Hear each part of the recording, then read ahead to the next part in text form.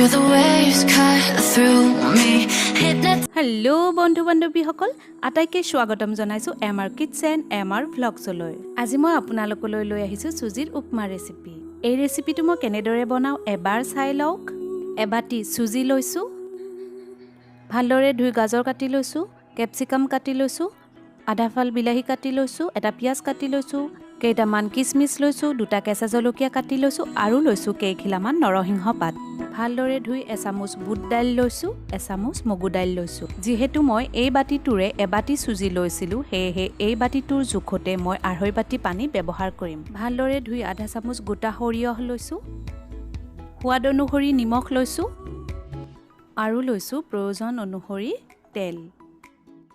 গেছৰ flame medium ৰাখি কেৰাহী পাতি দিছোঁ। কেৰাহী গৰম হোৱাত কেইচামুচমান তেল বাকি দিছোঁ। তেল গৰম হোৱাত গেছৰ ফ্লেম ল' কৰি লৈছোঁ আৰু চুজি দি দিছোঁ। চুজিৰ কেঁচা কেঁচা ভাৱটো নোহোৱা হোৱালৈকে হেতাৰে লৰাই ল' ফ্লেমতে চুজিখিনি ভাজি থাকিব লাগিব।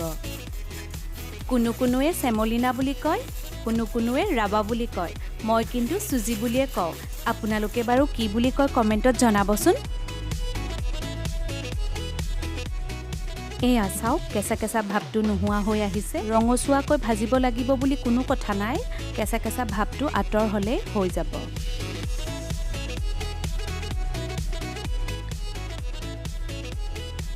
প্লেট এখনত মই চুজিখিনি বাকি দিলোঁ। যিহেতু মই এই কেৰাহীখনতে ৰেচিপিটো বনাম, সেয়েহে মই কেৰাহীখন চাফা কৰি ল'লোঁ। কেৰাহী গৰম হ'ল, তেল বাকি দিলোঁ। তেল গৰম হোৱাত গোটা সৰিয়হ দি দিলোঁ। সৰিয়হকেইটা খুব ফুটিছে আৰু চিটিকিছে, সেয়েহে মই গাৰ্ড হিচাপে ঢাকনিখন লগাই দিলোঁ। ঢাকনি আঁতৰাই নৰসিংহৰ পাতকেইটা দি দিলোঁ। কাটি থোৱা পিঁয়াজখিনি দি দিলোঁ। এইখিনি ভাজোঁতে গেছৰ ফ্লেম ল' কৰি ল'ব, নহ'লে ক'লা পৰি যাব পাৰে।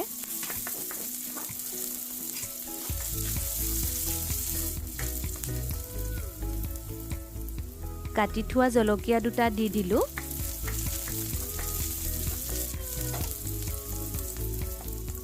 কাটি থোৱা গাজৰ আৰু কেপচিকামখিনি দি দিলোঁ। খুব ভালদৰে হেতাৰে লৰাই থাকিব।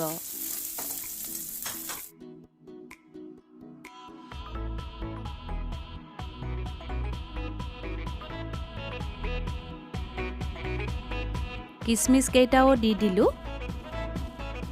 এই ৰেচিপিটোত বাদামো দি দিব পাৰে, মন পচন্দৰ পাচলি দি দিব পাৰে।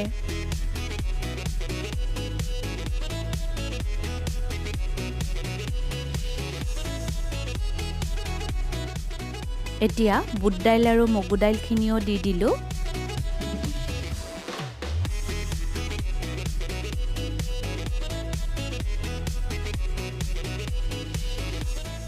যিহেতু বিলাহী সোনকালে সিজে, সেয়েহে মই শেষতহে বিলাহী দি দিছোঁ। ভালদৰে লৰাই থাকিব লাগিব।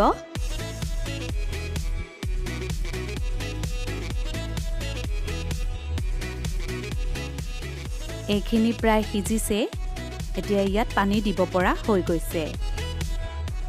যিটো বাতিৰে মই চুজি লৈছিলোঁ, সেই বাতিটোৰ জোখতে মই 2.5 বাতি পানী ইয়াতে দি দিলোঁ। পানী দিয়াৰ পিছত গেছৰ ফ্লেম মিডিয়াম কৰি ল'ব পাৰে। এই ৰেচিপিত চুজি আৰু পানীৰ পৰিমাণটো খুব মন কৰিবলগীয়া কথা। এতিয়া আমি অপেক্ষা কৰিব লাগিব পানীখিনি ভালদৰে উতলালৈ।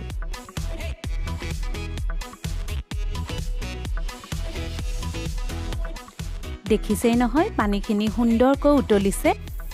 এতিয়া ইয়াতে ভাজি থোৱা চুজিখিনি এখন হাতেৰে অলপ অলপকৈ দি থাকিব লাগিব আৰু আনখন হাতেৰে হেতাৰ সহায়ত লৰাই থাকিব লাগিব। অহৰহ লৰাই নাথাকিলে চুজিখিনি গোটা বান্ধি যাব পাৰে, সেয়েহে পানীখিনি শুকাই নোযোৱালৈকে হেতাৰে এনেদৰে লৰাই থাকিব। এই ৰেচিপিটো খুব হেল্ডি হয়। এয়া দেখিছে নহয় পানীখিনি ধুনীয়াকৈ শুকাই গৈছে। এতিয়া ইয়াত সোৱাদ অনুসৰি নিমখ দি দিলোঁ। মই নিমখ শেষতহে দিলোঁ, আপোনালোকে পানীখিনি উতলি থাকোঁতেও নিমখ দি দিব পাৰিব। এই ৰেচিপিটোত আধা চামুচমান চেনিও দি দিব পাৰিব। মই কিন্তু চেনি ব্যৱহাৰ কৰা নাই কাৰণ মই কিচমিচ দি দিছোঁ। কিচমিচৰ মিঠা মিঠা ভাৱ এটা আছেই। বন্ধু বান্ধৱীসকল, চুজিৰ উপমা খাব পৰা হৈ গ'ল। এতিয়া মই গেছ ষ্টভ অফ কৰি দিলোঁ। 5 মিনিট সময়ৰ বাবে ঢাকনি লগাই এনেদৰে ৰাখি দিব। 5 মিনিট হৈ যোৱাৰ পিছত এই ৰেচিপিটো ৰাতিপুৱা ব্ৰেকফাষ্টত খাব পাৰে নাইবা ইভিনিং চাহৰ লগতো খাব পাৰিব।